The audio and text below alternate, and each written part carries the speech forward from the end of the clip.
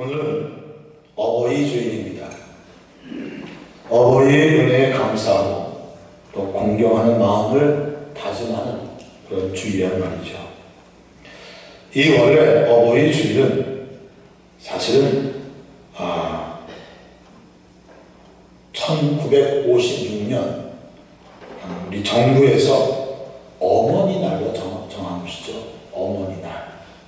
근데 이 어머니 날만 있으니까 아버지들이 힘이 없어요. 그래서 1973년에 그러면 아버지까지 포함해서 어버이날로 만들자 해가지고 어머니날이 어버이날이 된 겁니다. 사실은 남자들은 그냥 이렇게 묻어서 간 거죠. 네, 어버이날이라. 우리나라에서도 이렇게 정해져 있지만 사실 이 어머니날의 그 시작은 1872년 미국 보스턴 지역에 있는 교회에서 시작이 되었습니다. 이 보스턴은 그 동부 지역이죠.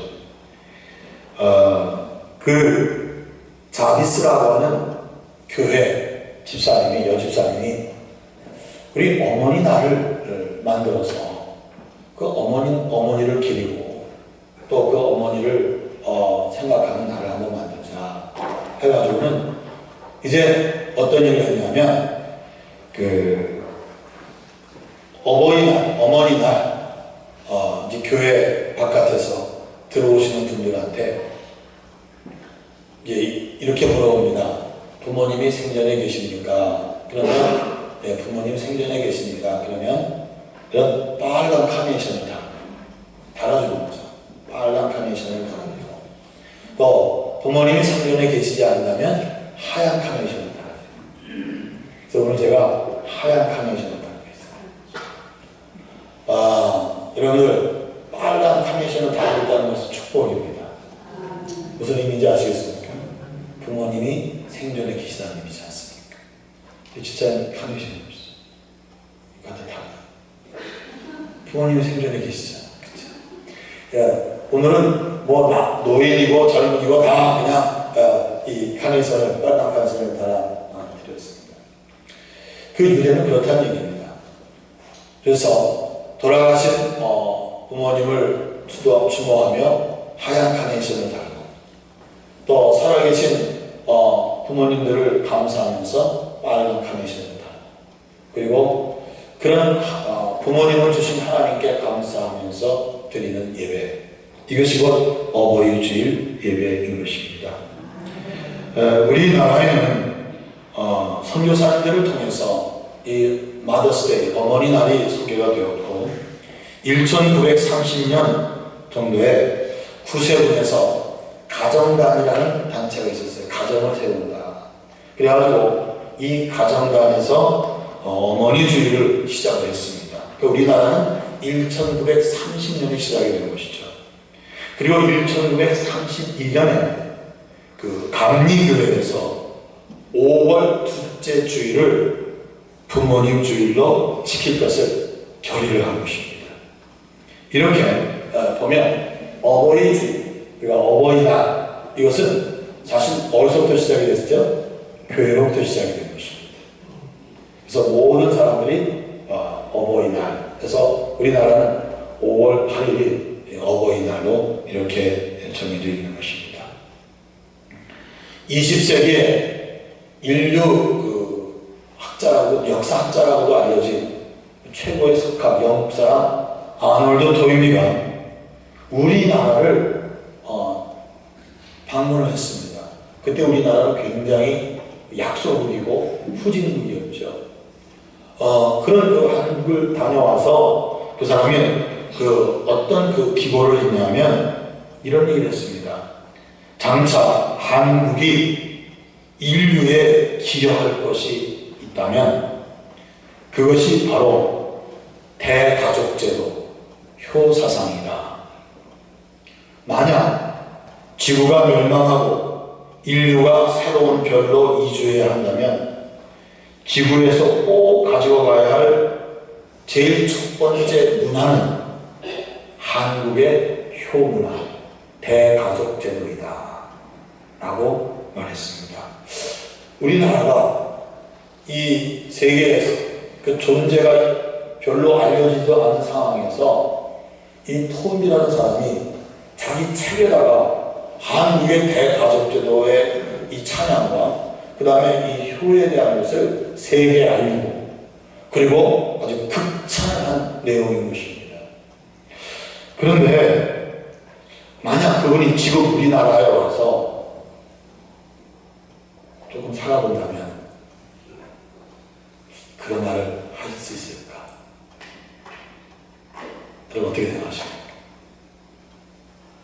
그분이 다시 우리나라에 와서 본다면, 그리고 10년이 아니라 한 5년 정도 이렇게 살아본다면 이 말을 계속해서 할 수 있을까? 요즘 제가 기자되는 이야기 중에 하나입니다. 시골에 노부모님이 이제 농사 지시면서 삽니다. 또 아들은 서울에서 취직해가지고 결혼해서 딸 하나 낳고 세 가족이 이렇게 삽니다. 때가 되면 시골에 다녀오고 또 부모님에게 인사하고 그러면서 이제 안부도 묻고 그렇게 시간을 보내다가 시골에 계신 부모님이 중에 어머니가 그만 돌아가셨어요. 어머니가 돌아가시니까 아버지 혼자 계시기에 너무 힘들잖아요. 이 식사 문제도 그렇고 여러 가지 불편함이 한두 가지가 아니지 않습니까? 그러니까 이 아들이 이제 아내하고 의논을 했어요.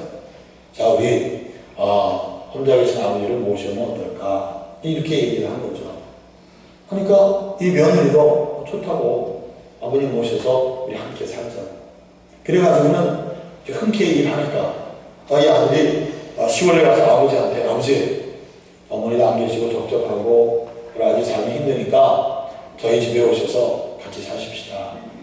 여기 아버지도 가만히 생각해보니까 혼자 사는 것보다 그래도 손녀도 있고 며느리도 있고 아들도 보고 얼마나 좋아요. 그러니까 그렇게 하자, 합치자 해가지고는 시골에 있는 땅, 집, 논밭 다 팔아가지고 이제 아들 사는 집에다 붙여서 더 넓은 집을 아파트를 사가지고 이사를 한 겁니다. 그렇게 해서 이제 이사를 오셨어요. 이 아들은 아침 새벽에 일을 나가면 밤 11시, 12시 그렇지 않습니까? 얼마나 바쁘고 힘들겠어요. 새벽에 나가면 12시 그렇게 들어오는 그런 생활을 하고 있죠. 그리고 어느 날 좀 일찍 집에 들어온 거예요. 일찍 들어왔는데 아버지가 안 보이는 거예요. 그래서 아니 아버지 어디 계신가 했더니 그 며느님 말이 모르는데 아버지 나 뭐 하시는지 잘 몰라 그러는 거예요. 그래서 이 아들이 그럼 아버지 좀 찾아봐야지.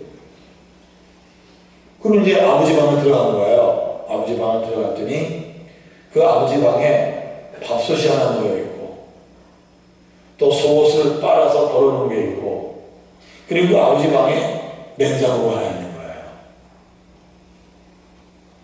그 말은 뭐냐면 한 집에 살지만 살림은 따로 한 거예요. 며느리는 며느리대로 생활을 하고 아버지는 아버지대로 생활을 한다는 말입니다. 근데 이 아들은 그 생각을 못하는 거죠. 아침에 새벽에 나가면 저녁 늦게 오니까 그 사이에 일어나는 일들은 전혀 몰랐던 것이죠. 굉장히 당황스러운 거죠. 당황스러워서는 이제 방을 좀 살펴봤어요.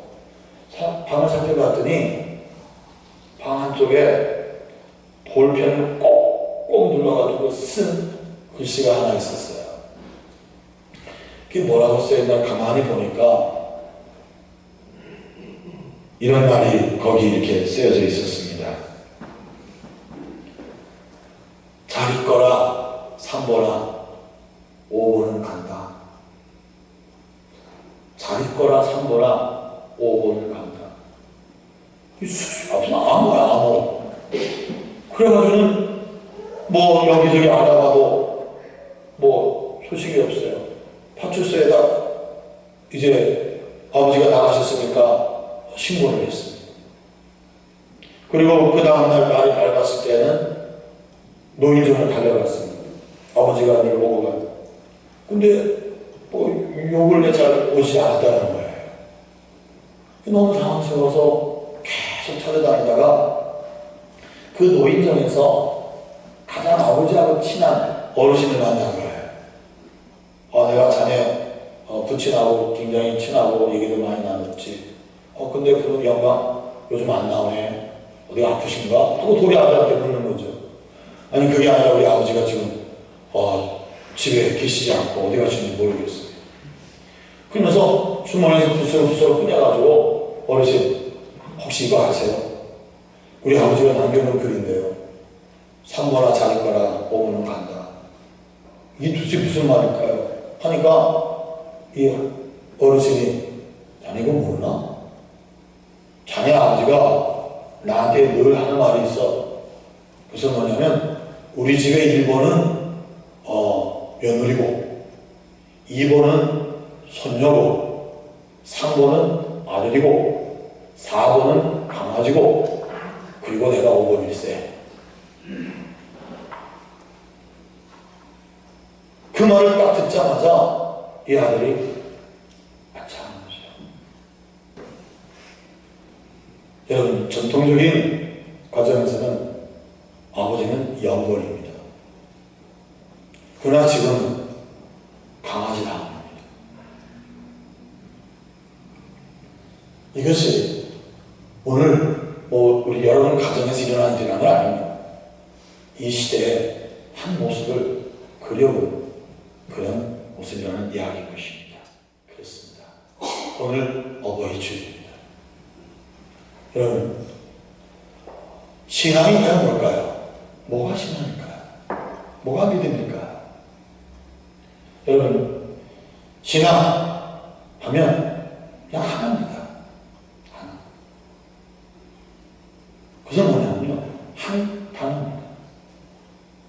하늘 아버지를 효하는 것이고 땅의 부모에게 효하는 것입니다. 그렇지 않습니까? 뭐 신앙은 어쩌고 저쩌고 무슨 뭐 논증을 하고 뭐 서론 본론 결론을 그렇게 말하지 않아도 돼요. 신앙이 뭐냐? 한마디로 표현해요. 하나님 아버지 이 땅의 부모.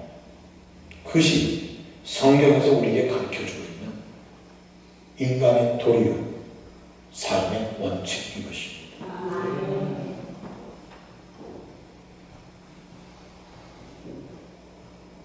예수님께서 십자가에 돌아가셨습니다. 예수님이 성금요일 오전 9시에 십자가에 못 박히시고 오후 3시에 운명을 하셨어요.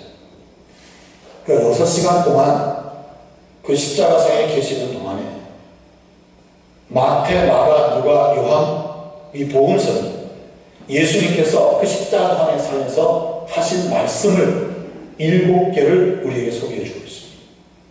그것을 우리는 십자가상의 7언 이렇게 얘기하기도 하고 줄여서 가상 7언 이렇게 말합니다. 예수님이 십자가 양손과 양발에 못을 박히셔서 6시간 동안 계시는 동안에 7마디의 말씀을 하셨습니다. 그 첫 번째 말씀이 뭐냐면 예수님을 양손에 못 박고 양발에 못을 박고 네가 하나님의 아들이면 뛰어내려라. 네가 만약에 뛰어내리면 하나님의 아들로 인정하겠다. 그리고 짐을 되었습니다. 그런 사람들을 향하여 예수님이 첫 번째 하신 말씀입니다. 하나님 아버지 저들의 죄를 용서하여 주옵소서. 저들이 알지 못하여 이런 일을 향하고 있습니다. 예수님은요 이렇게 이렇게 중보하고 계십니다. 용서하여 주옵소서. 또 두 번째, 예수님께서 십자가상에서 하신 말씀은 예수님 우편과 좌편에 그 당시 아주 악질적인 범죄를 한 강도들이 또한 함께 십자가에 처형이 됐던 것입니다. 그때 한쪽 강도, 오른쪽이니 왼쪽이니 성경 말씀하고 있지 않아요. 한쪽 강도가 이런 얘기를 합니다. 네가 하나님의 아들이면 그 능력을 가지고 뛰어내려서 너도 살고 우리도 살자. 이렇게 얘기를 합니다.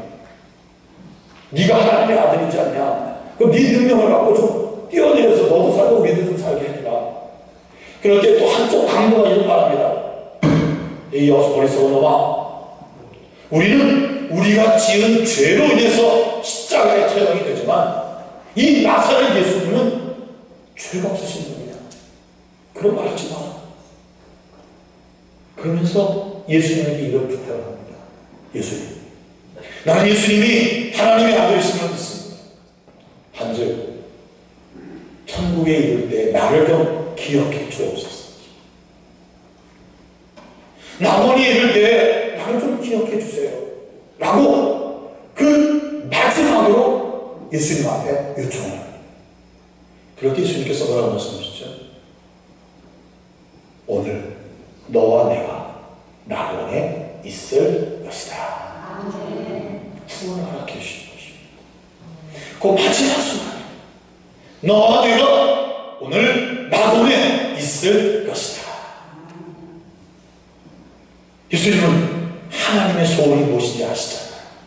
모든 사람이 구원받는, 그리고 모든 사람이 진리 안에서 살기를 원하시는 것이 하나님의 소원임을 아셨기 때문에 그 십자가상의 고난 속에서도 한 강도의 신앙 고백 앞에 구원을 허락해 주셨던 것입니다.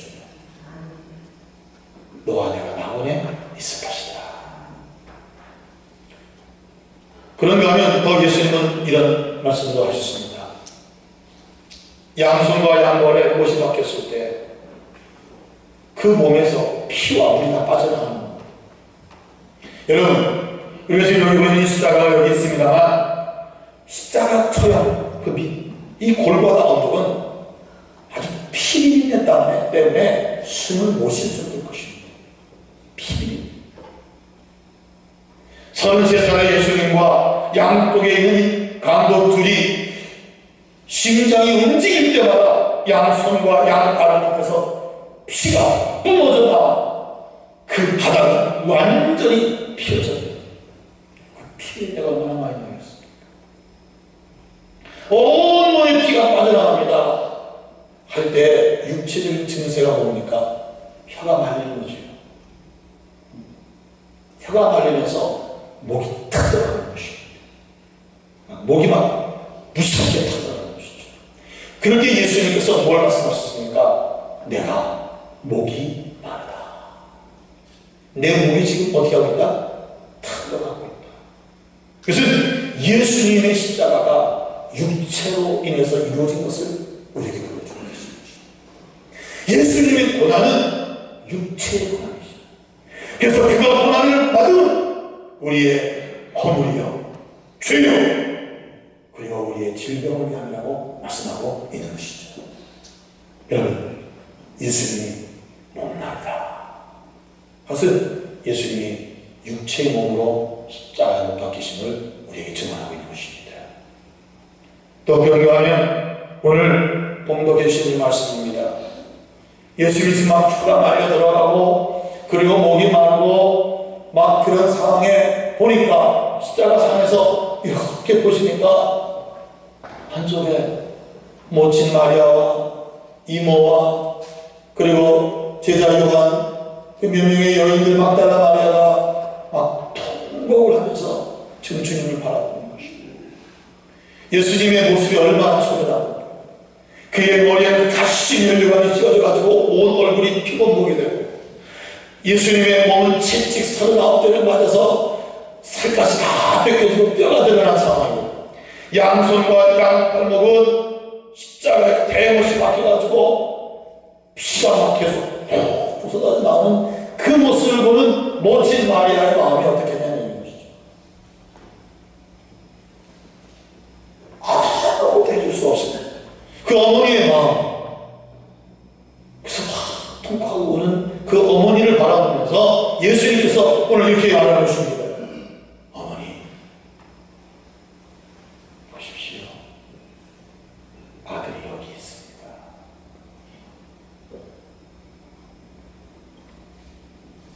어머니, 아들이 여기 있습니다. 이 말씀하십니다.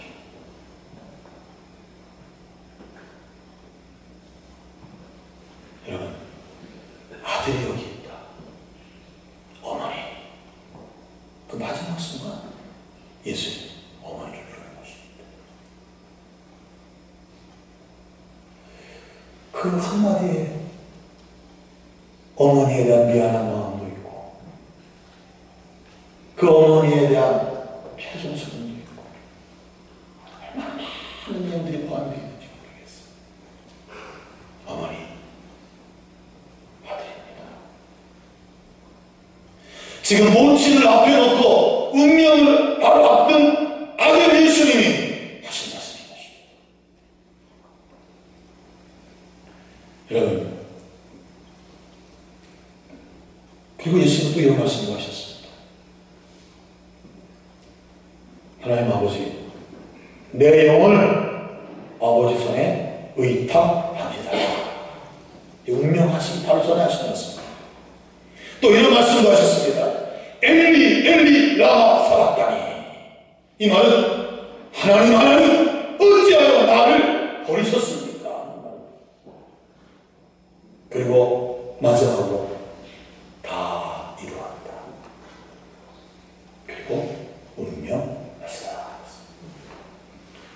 예수님의 이 친언 가운데서 오늘 저는 보십시오. 어머니, 제가 아들입니다.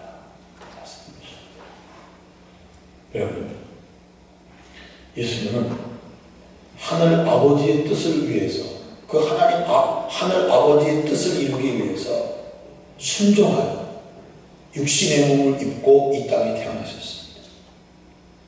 예수님은 하나님 아버지의 거룩한 뜻을 이 땅에 실현하기 위해서 이 땅에 3년 공생애를 하시면서 기적을 행하시고, 그리고 많은 말씀도 전하시고, 그리고 그들에게 죄를 회개할 것을 요구하기도 하셨어요. 하나님 아버지의 뜻을 존중히 여기면서 십자가에 못 박혀 죽으신 것입니다. 예수님이 원해서 십자가에 돌아가신 게 아닙니다. 예수님이 겟세마네 동산의 기도를 보면 알 수 있어요. 나는 십자가에 죽기 원하지 않습니다. 이 잔이 내게서 비껴가기를 원합니다. 그런 기도를 3번씩 하셨고, 최종적으로는 그러나 아버지의 원대로 되기를 원합니다. 그래서 예수님이 십자가에 죽으신 것은 하나님 아버지가 원하시는 것이고, 그 하나님 아버지가 원하시는 대로 순종과 복종까지 하셔서 죽으신 것이고, 그런 예수님을 하나님은 3일 만에 부활로 일으켜 세워주신 것입니다. 여러분, 부활은 예수님이 하신 게 아닙니다. 누가 일으켜 세우신 거예요? 하나님 아버지가 일으켜 세우신 거예요. 아멘. 예수님은 지금 다 이루셨습니다. 하나님 아버지가 원하시는 그 뜻을 다 이루셨습니다. 다 이루셨죠. 그런데 그 하늘 아버지 뜻을 다 이루었지만 오늘 예수님은 또 하나 이루지 못한 것이 있습니다. 그것이 뭡니까? 모친에 대한 것입니다. 모친에 대한 것입니다.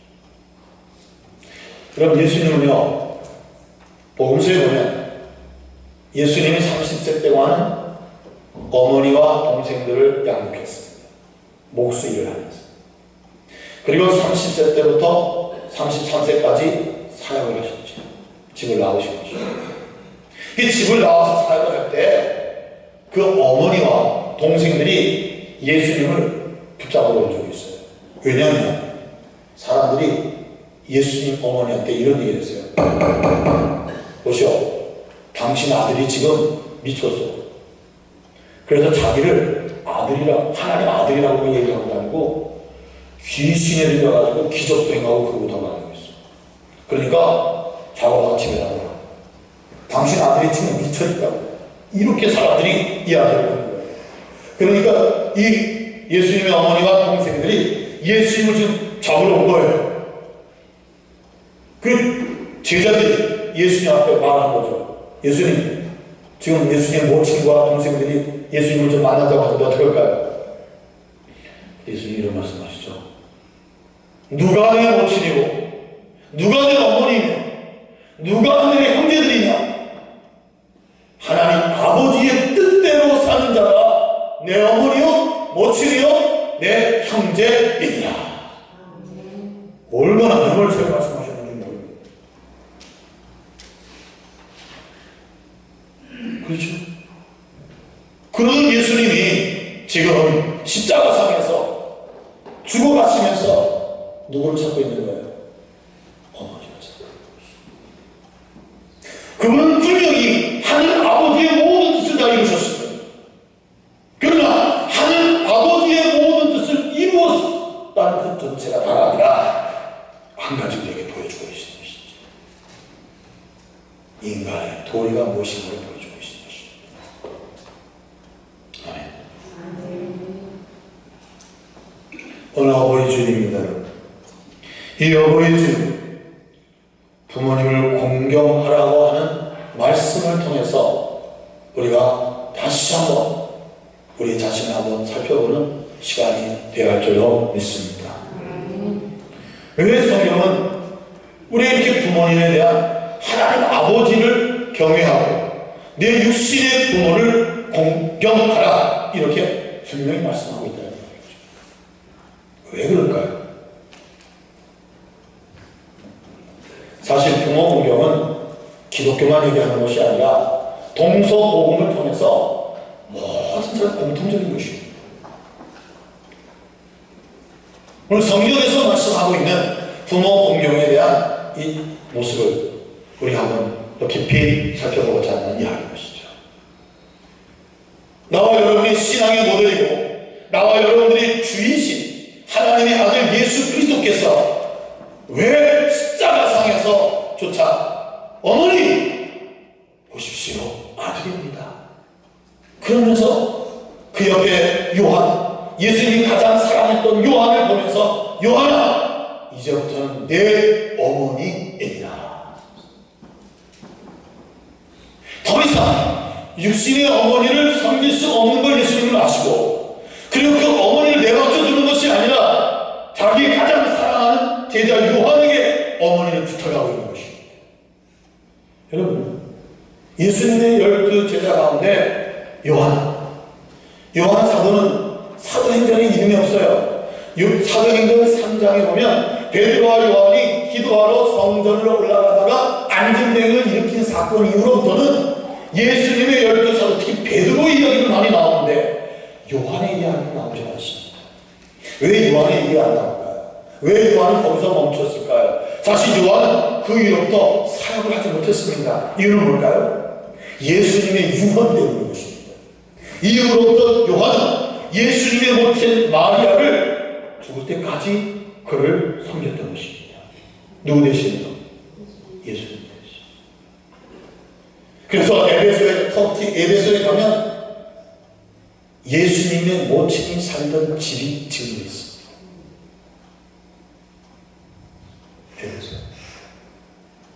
에베소 교인들이 예수님의 모친을 위해서 집을 쳐줬다고 그래요. 여러분, 요한은요, 그래서 사역이 멈춰졌어요, 거기서.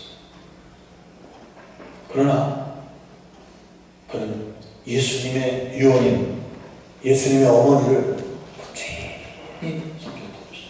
공경했던 것이죠. 그리고 나서 그 예수님의 모친이 돌아가신 이후로부터 사역을 시작한 것입니다. 예수님은요, 요한에게 보상을 해주셨어요. 예수님의 제자 가운데 90세까지 산 분은 요한 사도밖에 없어요. 우리가 잘 아는 요한복음, 요한 1, 2, 3, 4, 요한 계시록, 바로 하나님의 특별한 은혜 가운데 이 요한 사도가 기표한 것입니다. 아멘. 자, 예수님 하나님 아버지의 귀하신 뜻을 이 땅에 전적으로 순종하고 이루셨습니다.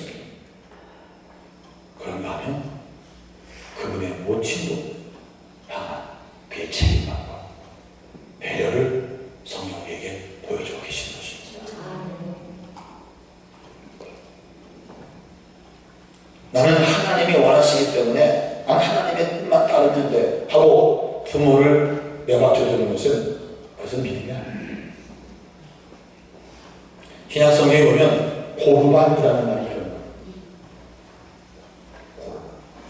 나는 하나님께 예물을 드려야 되기 때문에 더 이상 부모를 드릴 것이 없습니다. 그게 고르반입니다. 예수님이 그걸 보고 굉장히 힘들어하셨어요.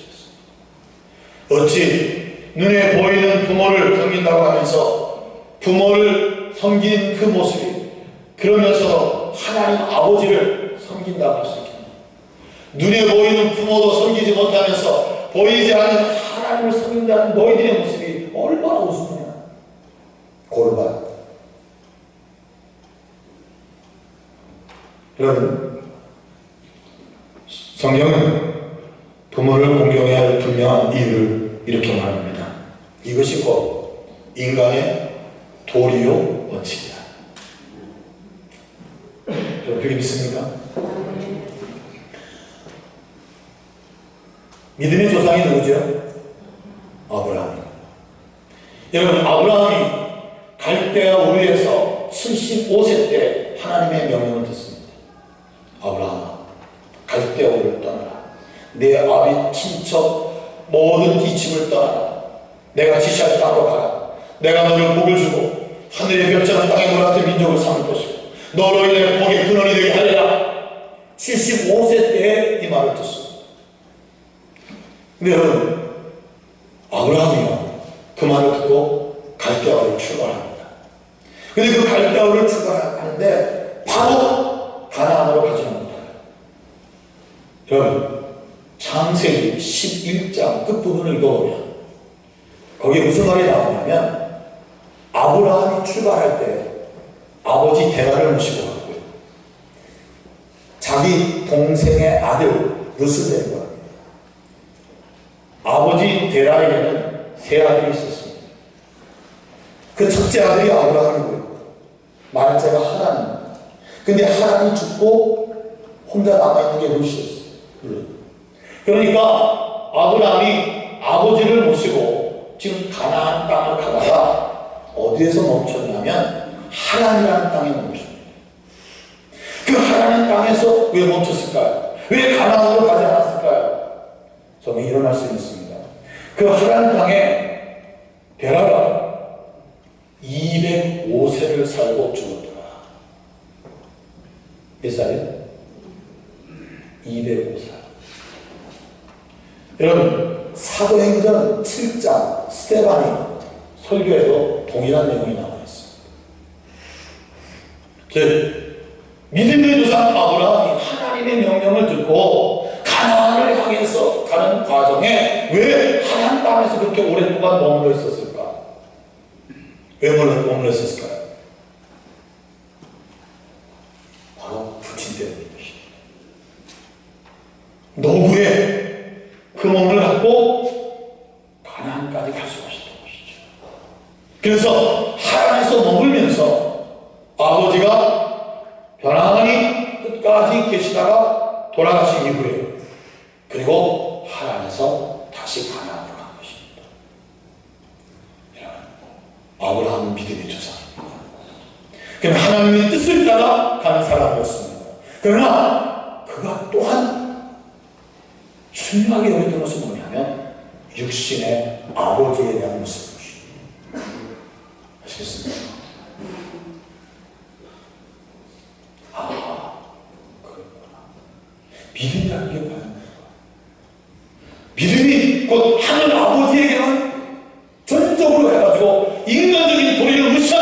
아니라 예수님과 마찬가지죠. 우선순위는 하나님 아버지의 뜻을 따라 사는 것입니다. 그리고 인간의 도리요 원리가 뭐겠냐? 이 땅에 부모를 섬기는 것입니다. 믿음의 조상이 우리에게 보여주는 것입니다.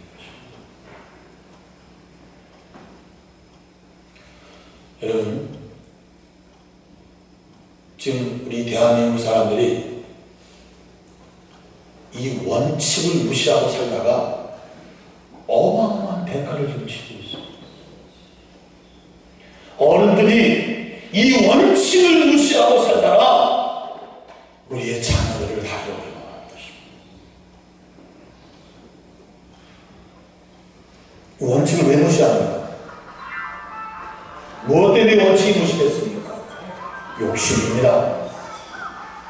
인간의 욕심입니다. 이 인간의 욕심이 났으면 원칙이 무시하게 됩니다. 그런데 그 욕심 때문에 원칙을 무시했더니 결과는 어떻게 됩니까? 상상할 수 없는 대가를 우리가 지금 치르는 것입니다.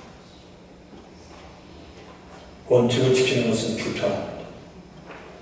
여러분, 결과적으로는 그 원칙을 지킵니다. 아시겠습니까?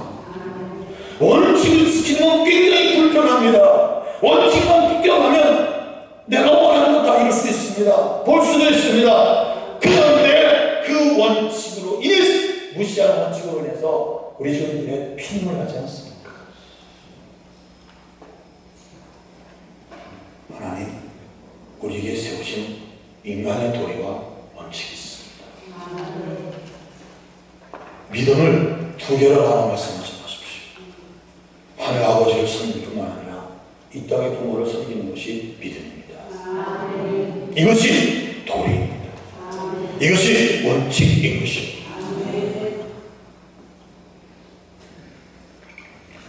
그런가 하면 왜 성경은 그렇게 부모를 공경하라고 말합니까?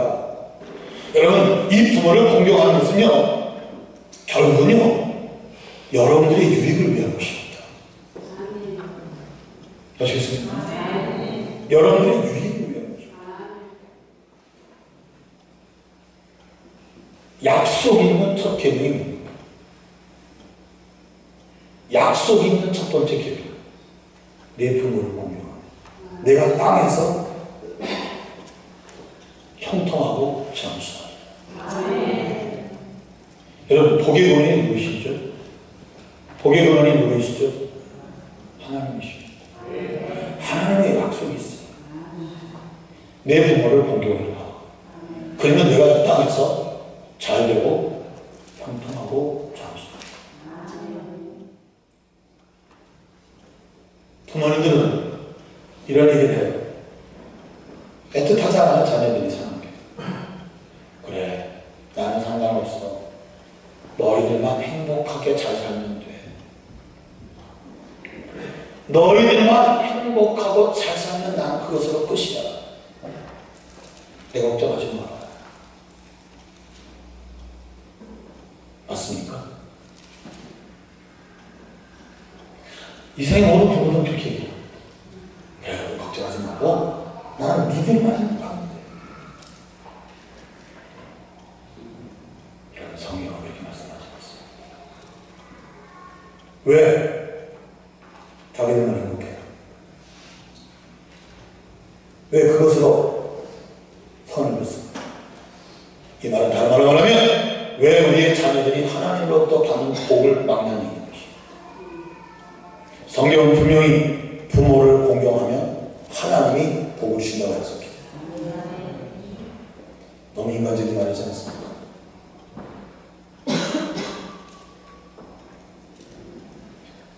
인간적인 말. 저는 굉장히 심한 말 중에 이런 말을 하나 했습니다. KBS 1박 2일에 나왔던 복불복 게임을 하면서 나만 아니면 돼. 나만 아니면 돼. 상대방이 까다리에서 먹든 식초를 마시든 겨울에 바깥에 나와서 텐트에서 자든 나만 아니면 돼. 무서운 얘기입니다. 이게 유행한다는 말은 우리나라 사람들의 의식에 그게 있다는 얘기입니다. 참 책임없는 말이에요. 성경이 가르쳐주는 우선순위는 뭡니까? 첫 번째는 하나님 사랑, 두 번째는 이웃 사랑, 세 번째는 나는 세 번째. 이것이 성경에 가르쳐주시는 우선순위. 아시겠습니까? 따라합시다. 나는 세 번째.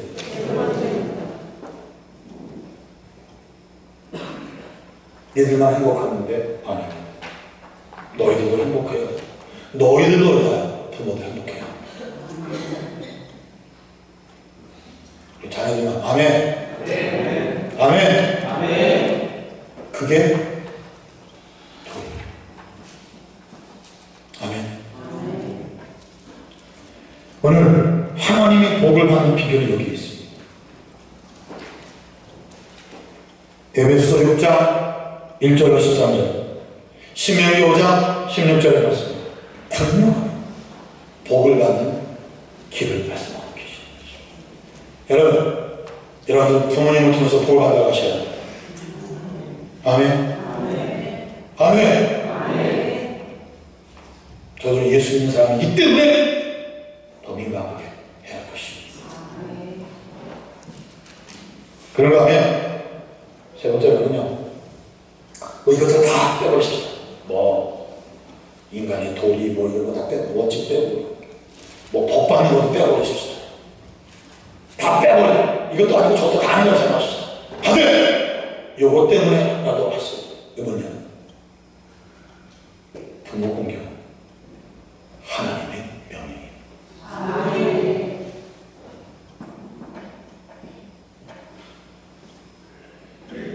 사랑하는 자녀, 여러분 하나님을 믿습니까? 그분이 창조주이심을 믿습니까? 여러분을 구원하심을 믿습니까? 그분이 이 모든 우주 만물을 주관하시는 걸 믿으십니까? 그럼 그분의 명령이 뭐냐고요? 그분의 명령. 그렇다면 앞에 복을 받고 인간의 무슨 도리 이런 거 다 없어도 그분이 명령하신 듯 우리는 따라야 한다는 얘기입니다. 이게 질서입니다. 이것이 곧 하나님 보시기에 좋은 것입니다.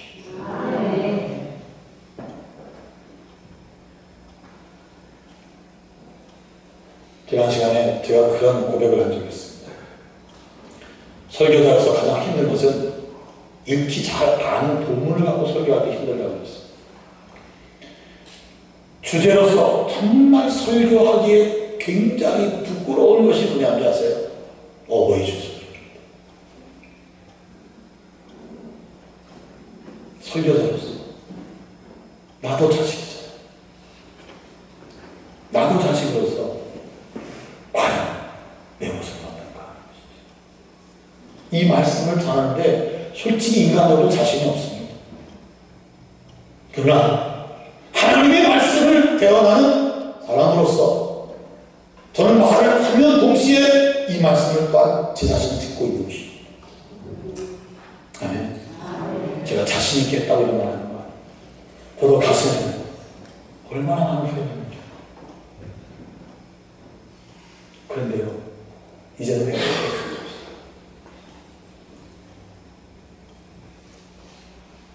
처음 들었는데 대상자가 없는 거예요.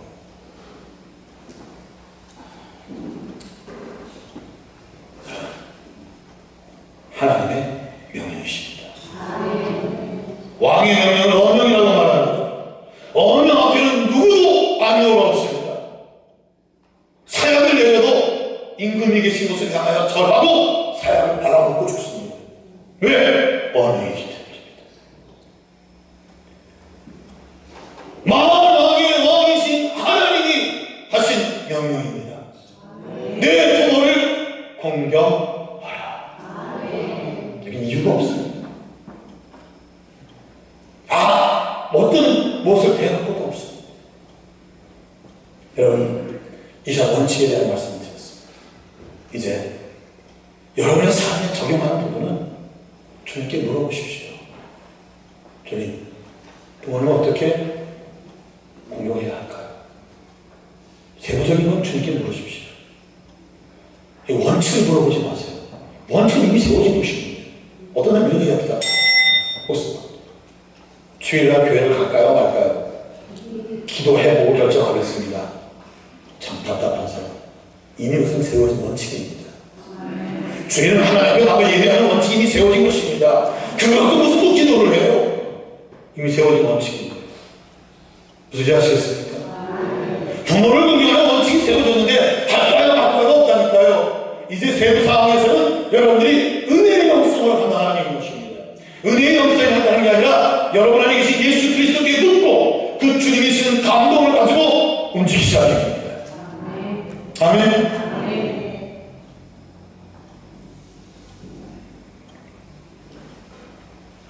여러분, 이 부분에는 저도 죄인입니다. 그러나 기회가 계신 분들 잊지 마시기 바랍니다. 요한이 자기 어머니가 아님에도 불구하고 예수님의 모친을 섬겼듯이 또한 우리 주변에 계신 어르신들 또한 우리가 섬김의 대상이 되어야 할 줄로 믿습니다. 이것이 또한 우리의 또 하나의 정의인 것입니다.